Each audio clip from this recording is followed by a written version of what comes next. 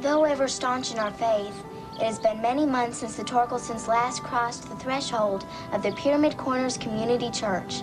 But today marks our return into the fold. For a new shepherd, the Reverend Langley Wilson has arrived to lead the flock, and it will be the desire of all sheep to be in attendance. A desire more acutely felt by the female sheep, as this shepherd has no shepherdess. I wonder if he has chosen this romantic solitude, or if he, like me, will spend his whole life waiting for his one true love. Dorothy Jane? Sometimes I wonder about my mother. Is my father her one true love? And since he left, doesn't she deserve another chance? I wonder if she is ready yet to feel these yearnings once again. Dorothy Jane, get your butt downstairs. We're going to be late for church. Perhaps not.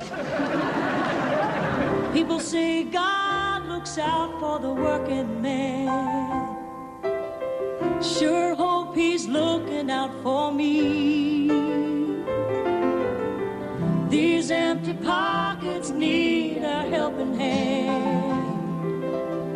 Kitchen tables full of family. But then the sun comes up and the moon is shining big and bright, and the new day promises that everything will be alright, and the new day promises that everything will be alright.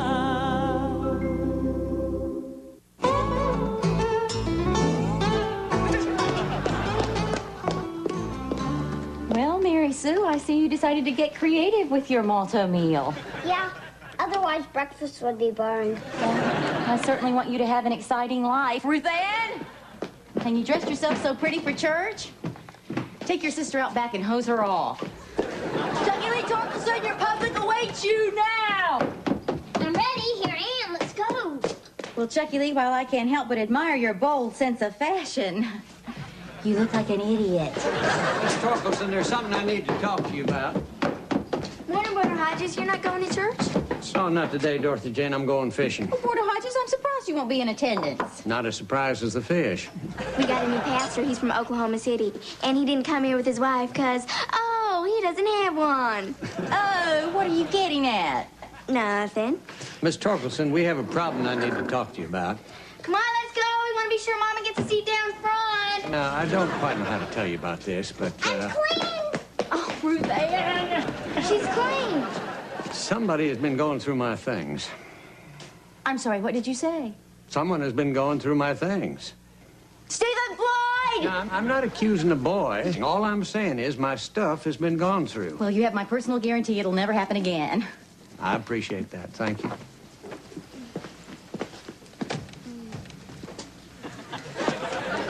Bring me your brother. Oh, yeah, that's better. Where'd you get that? Got it at the swap meet for a dime? You got robbed. Here he is, Mama. Spank him! Didn't I tell you to change clothes? We are going to church, Stephen Floyd, not the rodeo. Now, I'm going to say this one time and one time only. You go through Mr. Hodges' things again, and I will skin you alive. Is that clear? I can't hear your head rattle. Yes, ma'am. Why would you do such a thing? I don't know. You didn't take any of Mr. Hodges' belongings, did I you? wouldn't do that. But you'd walk into his room and look through his things. I guess I would. Why? I don't know. That's no answer. Well, it's the only answer I've got. I think he needs to be punished. So do I. Put this on. And Stephen Floyd, this isn't over. She's gonna spank you good.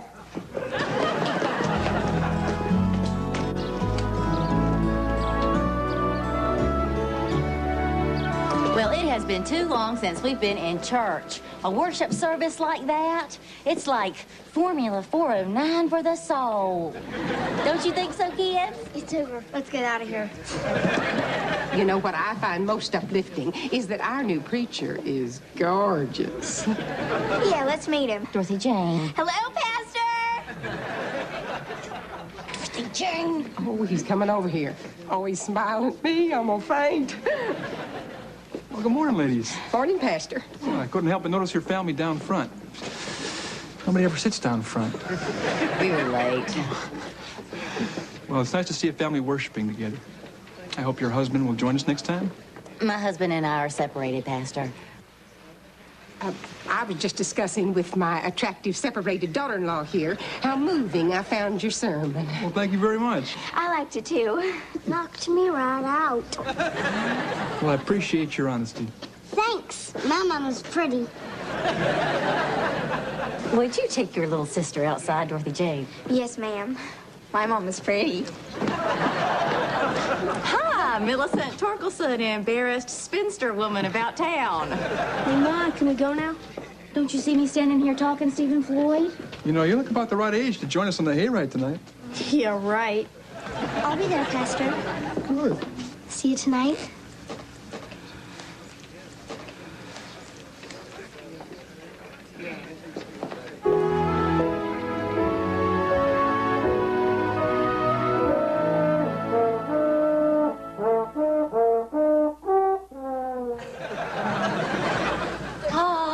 Mozart. Well, why can't you go down the ladder? Because you go down the chute. Well, how do you get down the ladder? You don't want to get down the ladder. I want to get down the ladder.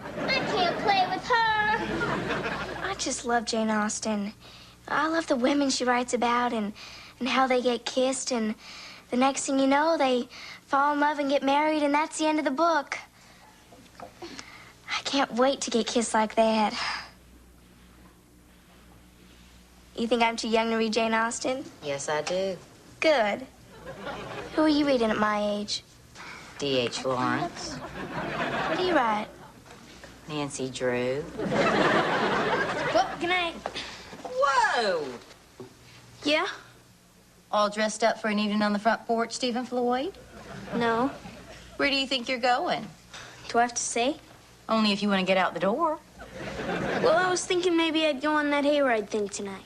The church hayride? I know why. Aw, come on, Roseanne. We all know why. Why?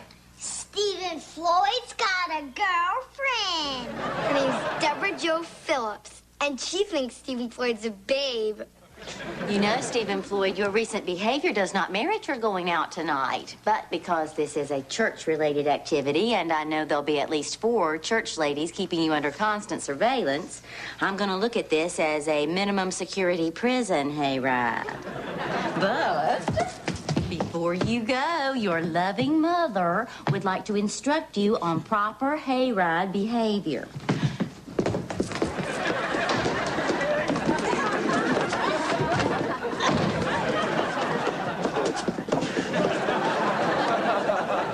Okay, what? Now, this being your first opportunity to sit side by side in a truck full of hay with a female member of the species, you are undoubtedly as nervous as a chihuahua.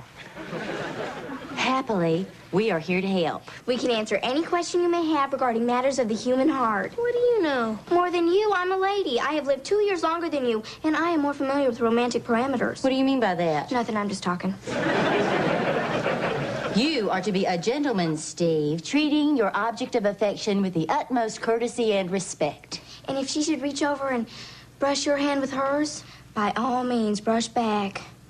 And as you gaze into each other's eyes in the pale moonlight, your 2 hearts beating as one, and you reach over and touch her hand like Wayne Ellis touches my hand in 4th period history. And I know he wants to kiss me, but he just doesn't know it. Because women are more mature and know what's going on. And he doesn't even know what's going on and that he wants to kiss me. But I think it's going to happen soon. What? Just let Wayne Ellis mature at his own pace. How am I supposed to know if she wants me to kiss her? You'll just know. Unless you're an idiot like Wayne Ellis. But kiss gently. For when the lips of 2 people meet for the first time, their souls touch. You read too much, Dorothy Jane. You are obviously not speaking from personal experience. Why not? Because when the lips of 2 people touch for the first time, they generally bump teeth and don't know where to put the noses. Steve? Have a nice time. Oh, looks like your brother's turning into a young man, huh? Where do you put the noses? You have just made me very happy. Ruth Ann, the air is positively humid with romance. Play something appropriate.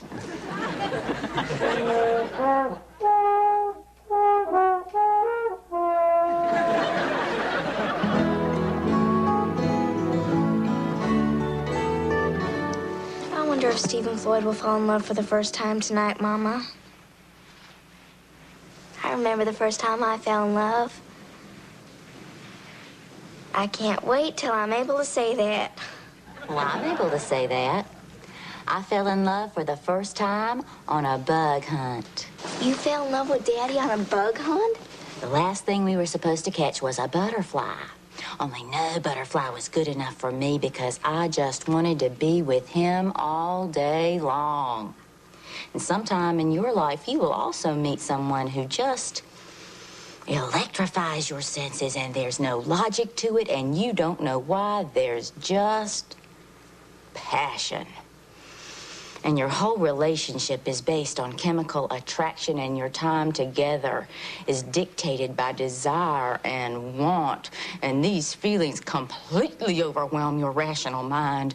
And this will happen to you only once in your life, Dorothy Jane. So whatever you do, marry the next guy. Stephen Floyd, how was your evening? What's the matter? Torkelson, Well, hello, Pastor. I'm sorry to have to tell you that your son was caught in a compromising position this evening with a young lady. Define compromising. Well, they were kissing. Kissing? Pastor Wilson, doesn't the Bible say we should greet one another with a kiss? Not a French kiss.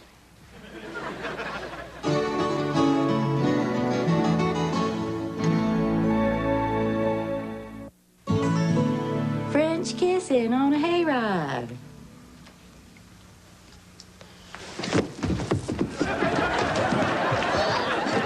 Dorothy Jane, kindly escort the Reverend into the living room where I shall join you momentarily. Certainly, Mother. This way, please. She is an excellent mother. Oh, I'm sure.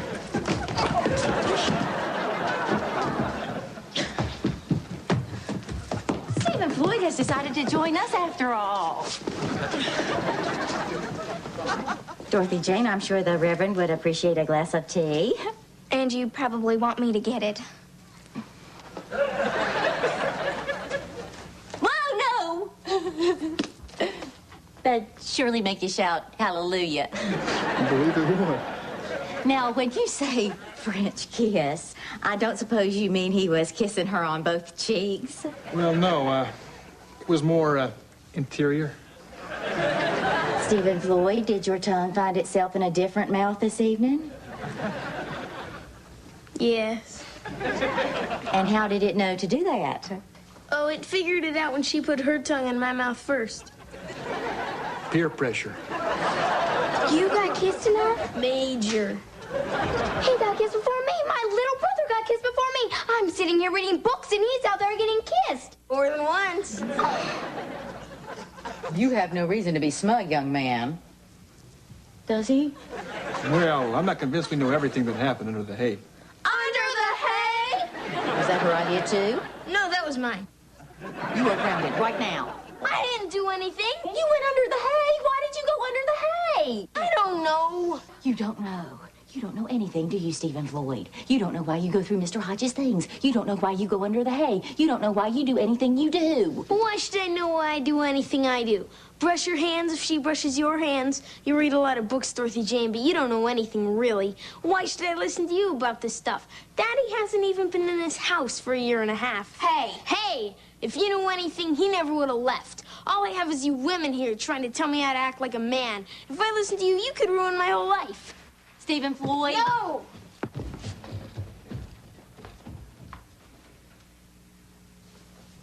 Well, I guess my work is done. Yeah, well, mine never seems to end. It wasn't my intention to upset you, Mrs. Torkelson. And frankly, all the chaperones, they may have overreacted to what was only slightly less than innocent hayride etiquette. Well, thank you for bringing him home. You're welcome. So, I guess I'll see you in church? Yeah, maybe. Just maybe? Well, if you and your family don't show up next week, I've lost half my congregation. We just came by today to meet you, Pastor, and now we met you, and we'll see you when we see you. Millicent, is there something you'd like to tell me? Are you asking me personally, or is your meter running? Whichever you need.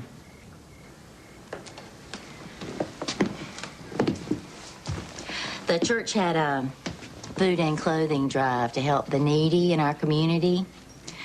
We gave clothes the kids had outgrown, shoes, some of my spicy pickled eggplant. Well, Christmas morning, we find a package out here. Toys, clothes, a jar of my spicy pickled eggplant. We haven't been back till this morning. I'm sorry. That must have hurt a woman such as yourself. But I'm sure they thought they saw a need. Yeah, well, that's the part that hurts the most. Well, I hope you'll give us another chance. My time here will be far less interesting without you. Oh, you have a piece of hay.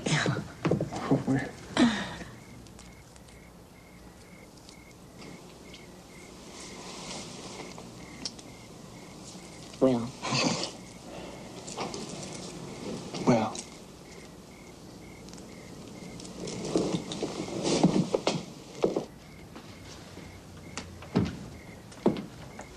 Well.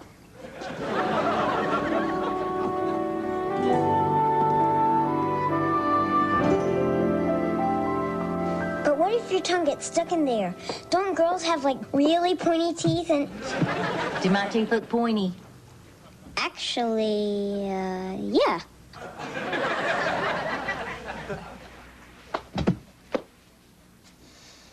You here to punish me? I know you got nothing but women around here giving you advice about everything. And I know you'd prefer it was your daddy telling you what it is you're supposed to do on a hayride. But me is what you get. And I gave you the best advice I know how. You forgot to tell me don't get caught. Hey, Steve, I understand it's hard for you when it comes to girls and that sort of thing to take advice from me. So what you need is to find someone that you trust and that you respect who can give you advice of that nature. Like who? We got Mr. Hodges living right in this house, and you already know a lot about him since you went through his things. Which, by the way, I explained to him that he's the first man living here since your father left, so there's a natural fascination on your part, which he seemed to understand. But even so, first thing tomorrow morning, you apologize to Mr. Hodges. Yes, ma'am. Ma. Yeah, you've had enough kissing for tonight. Boo.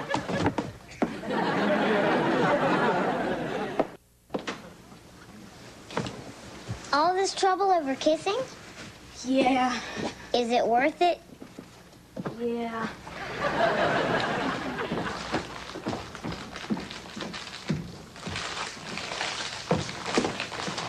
Hey, Mr. Hodges. Hey, Stephen Floyd. I'm supposed to apologize to you first thing in the morning. Oh. You know, my daddy always said if you got something to say you're sorry for, do it before you go to sleep. That way you don't have to start tomorrow with yesterday's business. I'm sorry I went through your stuff. I won't do it again. Okay. Was there anything particular you were looking for? I'm not sure. I see you use different kind of shaving cream than my dad. I'm gonna use the same kind he uses when I start to shave. Uh-huh. And how come he got so many cufflinks? I had a really good day today fishing, and I was just standing on the bank. And I couldn't help imagining how much better a day I could have next weekend if I could just get a strong boy to pull a rowboat out into the middle of the river for me. Well, if you know of one, I generally like to leave around 8 o'clock in the morning.